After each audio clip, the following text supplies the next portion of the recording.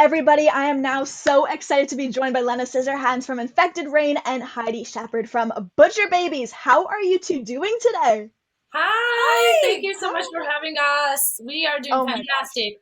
My mouth hurts from all the interviews that we've been doing since this morning. Oh, well, I completely appreciate you fighting through that. And Heidi, as I know, it's a constant fight for you, but how's the fight for your right to party going?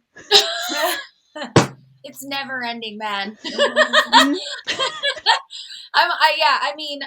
That's forever my bio because it's so real. I feel like, especially in our industry and everything we do, you have to look at it as a party.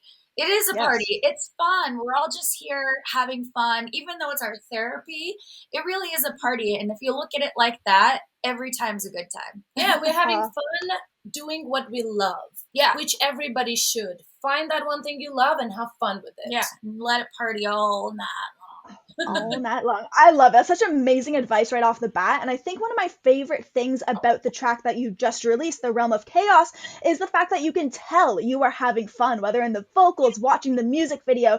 So tell me about finally dropping this track, kind of after seeing your friendship blossom. How dope was it doing this kind of collaboration together? Oh, it was amazing to see that what you love and what you create it's accepted and loved and supported so much because like not many people care about your friendship and whatever whoever you let go Right. in your life. This is a different level.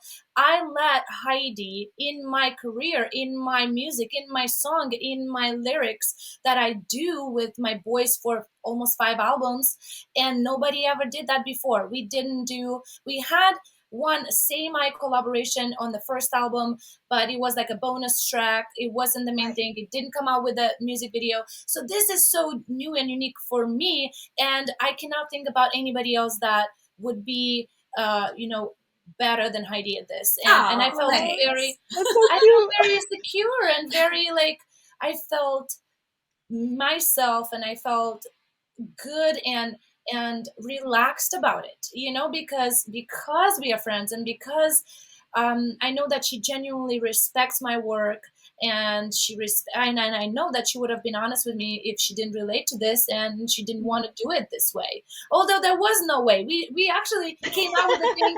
There was no way. Nothing was planned or pre-scheduled or pre-written. Yeah. We didn't Yeah. follow any list. We were just going with the float, and while recording it we were like, it would be cool to do this, and fucking let's do this, and what if we do this.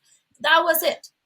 Yeah, and she actually recorded me. So what you Oh, hear there, she produced of me in her studio at home. So we have it's amazing. producer Scissorhands over here. But It's so much. Go ahead. I was gonna say it's really cool. Once we kind of started hanging out a lot during the pandemic, a lot of people were like, "Oh, you guys are friends. It'd be cool to get a collab." And we had actually kicked around the idea of maybe doing something original together. And so when this came to be, it was kind of like like people were calling for it. We're like, let's give the people what they want.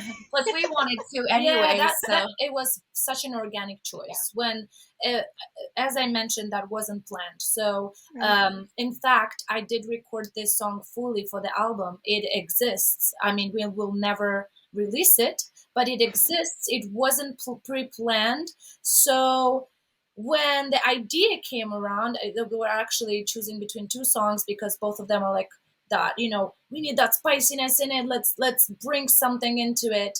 And the idea right away, my mind was, there was nobody else to choose. There was like, obviously, I'm gonna ask Heidi first because I love the way she sounds. I absolutely oh, love the way thank she you. sounds, and Oh, especially you're making her blush.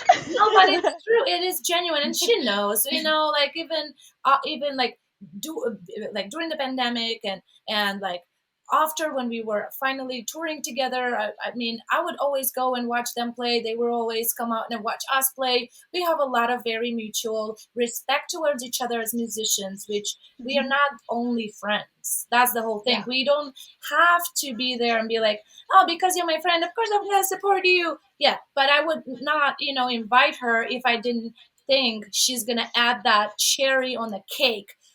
Fuck yeah. You know what I mean? Like, she was that little, yes, I don't mind being Um, someone's cherry. you're the cherry to my cake. Ah, gracias. Aw. That was I actually love good. It was so cute. I love watching you two interact because it's always so bubbly and happy. And then when it comes to the music, the aggression on this song just goes hard. The vocals are crazy gnarly. So, did the screaming and that type of vocal delivery come easy to you when you actually first started singing that way? Because I remember being on my bed listening to bands like The Used and Taking Back Sunday and trying to do that with my vocals. And man, it is hard. It is hard. It's honestly, it takes a lot of work and a lot of practice. Like you said, sitting in your room, driving in your car. I remember when I first started screaming, I lived in Los Angeles and I would drive along Mulholland on the top of the mountains there. I would drive back and forth. It's super windy.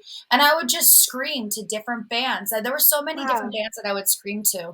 Um, from Rob Zombie to In This Moment to All That Remains. So many different bands. Now it's more like I love screaming along to Decapitated. I love screaming along to because I still do this in my car, like on long drives. I'll just scream along to things because it's important to keep that up. Yes, of Um, course. and there's an Igor song featuring Corpse Grinder that is like one of my favorite songs out ever. And so I'll just drive along and I'll put it on repeat and scream along to the lyrics. And honestly, that helped me perfect things. But taking lessons is such a huge deal. It's not easy. It's hard on your vocal cords, but once you learn how to do it correctly and you build that muscle, it becomes second nature. Absolutely. So vocal cords, as we know, they are a muscle. And just like any muscle in our body, it takes practice to perfect certain moves, certain, strength and certain stamina. So we both like working out and we understand this since we were kids, and we understand that specific theory behind the vocal cords and behind the singing. But I will be honest with you, for me, it was completely different. I never thought I'm going to be in a band. I loved music and I would like sing along to it, but I would never like try to scream or anything. I would go to shows and like just hang bang to it and whatever. But when I actually started singing in Infected Rain, which is my very first band, I obviously tried my best to listen to as much vocalists, as many vocalists as possible, specifically vocalists that spoke to me, right? And be like, I'm curious, how do they do this sound and that sound? And I would practice, and obviously I heard myself too many times because I had no idea what I'm doing. Right. I had zero knowledge of music in general, so I didn't even breathe properly when I was, screaming or singing. So, taking lessons helped me a lot. And I did take classic vocal lessons in the beginning, but later on, I was introduced to Melissa Cross, the one and only amazing guru and savior of metal. She's my dear friend now, but I was able to study her so-called Zen of Screaming and her so-called theory. And when I say so-called, I'm not making fun of it. It's actually the Yeah. best definition any teacher have ever brought up, in my opinion, when it comes to screaming. She says, if you think about screaming just like you think about singing and or speaking, you're never going to have any problem because you're going to do it from the same position and it's going to be just as easy as speaking to you, Huh. and in fact a lot of the screaming doesn't even have a lot of volume to it when we do it. I mean, So it's so funny yeah. because sometimes people will be like, give us a scream. I'm all, because in all actuality, I love it. you let the microphone really really do the work for you. And the sound engineer. Just, different types of screaming have different, Yeah. they come from a different place. There are so many different techniques, and most vocalists have different techniques and they mix different.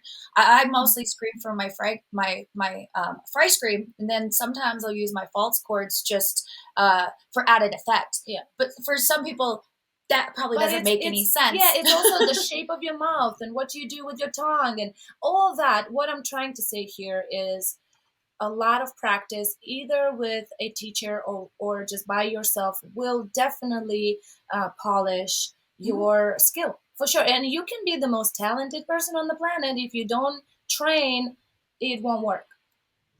I feel like I just got like a complete singing 101 with you two, It's amazing though, because You're welcome. we'll create a whole your mouth like Yogi the Bear. Okay, anyway. We'll do a whole Patreon page, monetize it. No, but seriously, you never really think of the extent and the effort that goes into it, because you hear so many people who have perfected it, but there's actually a lot of difficulty behind it and a lot of thought at the same time. So I appreciate you being so open and telling your different stories. And of course, it's really cool to hear about even those earlier struggles you had. And of course, you ended up just knocking out of the park, because we hear the track like the one we heard today, and it just sounds amazing. Thank you. Thank you. You're welcome. Well, the last thing I wanted to ask you both about is you have to just tell me about your 2 a.m. Walmart shenanigans, because I've heard about them, seen you post about them, but I don't know exactly what goes on. So tell me, are you two getting crazy in Walmart? So on tour, and I'm so sad we didn't buy those things. I know, we should have bought those jackets.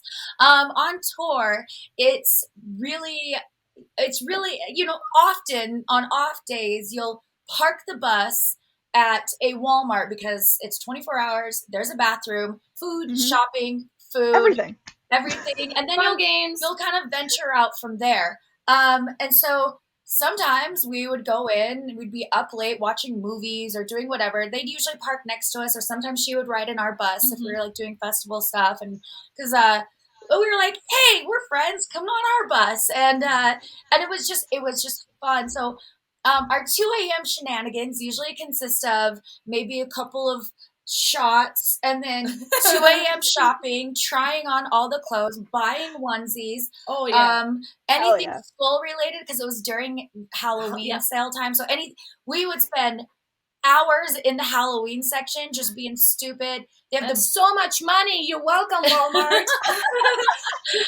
But it's honestly it's fun to go and do that with people on tour. It's the small sense of normality when you're out there living on a bus, smelling each other's disgusting BO, and but we at least get to do this, together. And so that was really, really a fun time. I do miss those.